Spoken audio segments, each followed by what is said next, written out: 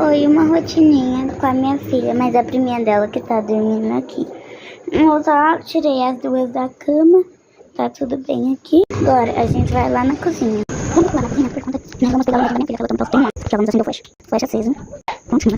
Cadê o remédio? Não, tá bom, né? Eu acho que não tá aqui, não. Eu editei, tá aqui. Mas tá bom. Vou aqui. Pronto. Agora vamos cortar aqui. Oxi. Tá bom, agora vamos escolher as roupinhas dela. A mãe dela falou pra não trocar a roupinha dela, então não vou trocar. Vamos trocar essa da minha filha. Temos alguma roupinha aqui e ali lá. Vamos escolher aqui a chupetinha dela, tem o cabelo dela. Que tem de gente. Agora aqui, eu vou escolher essa roupinha aqui. Ah, tem um roupinha pra Yane. Então vamos fazer uma transição. Prontinho, filho. Olha aqui, gente, que linda. Agora vamos pentear o cabelinho dela. Vai. Olha, gente, essa escovinha. Agora, vou botar a chupetinha dela aqui, né? Prender aqui a chupetinha. Pronto. Prontinho, né? Vamos nessa daqui? Ah, não, aqui não era pra botar. Não, eu vou botar. Primeiro com uma pausinha pra olhar. Pra olhar, que lindeza. Essa é a pequena parte. Pra olhar.